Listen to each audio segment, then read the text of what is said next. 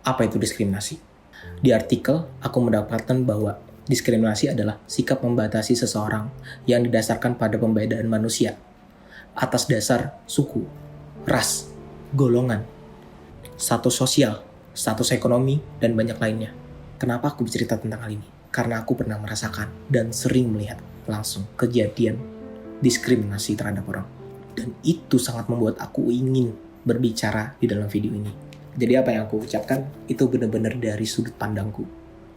Banyak orang yang gak menyadari apa itu perilaku diskriminasi. Seperti contoh bahwa ada seseorang yang pergi ke restoran mewah, tapi dia ditolak karena pakaiannya, karena rasnya.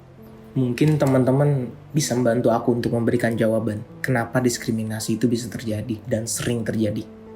Karena aku sendiri masih banyak belajar atau masih banyak ingin mencari tahu. Mungkin jika lo dipikir-pikir atau kita lihat langsung di banyak sosial media, perilaku diskriminasi sudah hal yang sangat sering dilakukan orang-orang tanpa diketahui, tanpa disadari.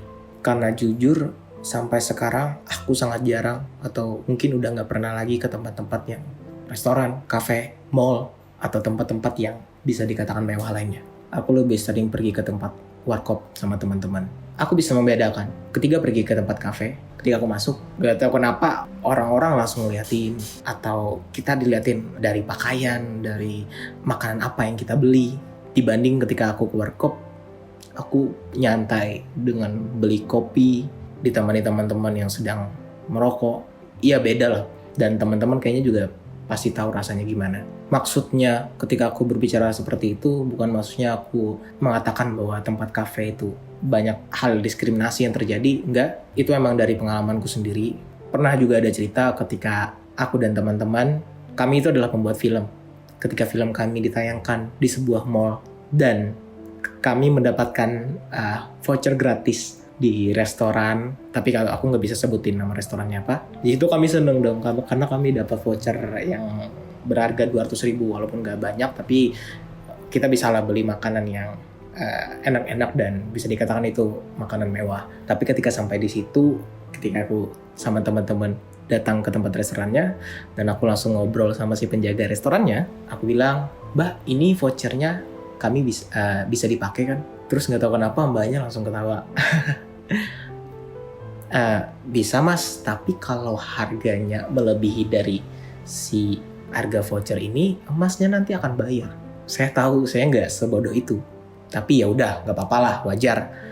Orangnya juga mau menjelaskan bahwa jika harganya melebihi, masnya bayar sendiri. Ya it's okay. Tapi ketika kami udah masuk dalam pemesanan makanan, kami bilang, "Mbak, mana kertas menunya?" Tapi tiba-tiba mbaknya langsung lempar dengan pulpen itu. Itu yang membuat aku kok gini ya, kenapa walaupun kami dapat gratisan, walaupun kami dapat voucher gratisan, bukan berarti kami nggak mampu untuk beli makanan itu.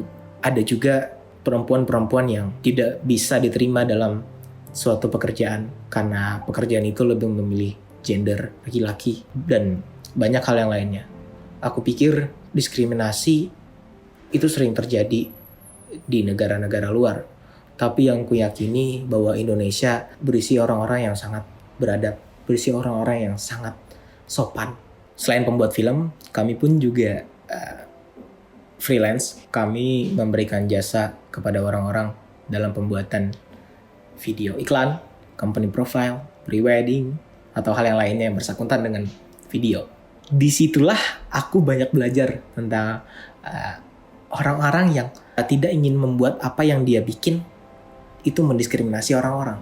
Contohnya seperti apa? Aku mendapatkan klien yang punya toko roti. Dia membuat toko roti dan dia minta bikinkan logo. Dan ketika dalam pembuatan logo, dia bilang, "Mil, jangan bikin orang yang ada di logo tersebut kurus ya." Terus aku pikir, kenapa? Kakaknya bilang, "Aku gak mau orang-orang yang gendut terasa terdiskriminasi." Itu membuatku, oh iya ya, benar. Ada juga orang yang ingin membuat sebuah kafe, tapi dia tidak ingin mempunyai kursi-kursi yang tinggi. Karena kan ada kafe-kafe yang kursi-kursinya tuh tinggi-tinggi kan. Terus aku tanya kenapa, dia bilang, "Aku gak mau mendiskriminasi orang-orang yang rendah." Dan dari situ banyak hal-hal yang aku aku dapatkan tentunya hal-hal yang sebenarnya bisa dilihat itu hal kecil, tapi nggak tahu kenapa itu sangat berpengaruh tuh kepada perasaan seseorang. Kita sering merasa insecure terhadap tempat yang mungkin kita tidak cocok di situ. Kita merasa tidak pantas berada di tempat yang mewah. Tapi dengan adanya orang-orang yang memiliki power ya, kekuatan aku rasa. Dan kekuatan berpikir bahwa gak boleh kita tuh menaruhkan unsur-unsur yang bisa mendiskriminasi orang. Dan itu aku sangat respect dan sangat menghargai lah.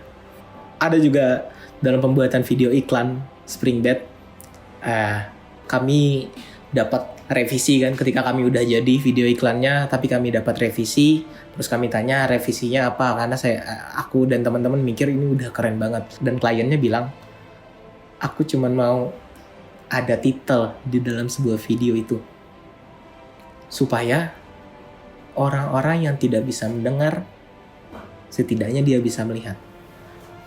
Dan aku mau juga ada suara-suara yang menjelaskan tentang Spring Bed itu. Ya sebaliknya, supaya orang yang tidak bisa melihat setidaknya dia bisa mendengar. Mudah-mudahan aku juga dapat banyak belajar dari teman-teman yang mungkin ingin memberikan komentar tentang kisah ini. Dan next, aku akan menceritakan keresahanku lagi. Dan supaya menjadi pelajaran, juga supaya menjadi arahan buat aku bisa membuat film-film yang itu berdasarkan tentang keresahan. Sampai ini aja. Next, kisah apa lagi yang mungkin sering terjadi kepada teman-teman. Bye.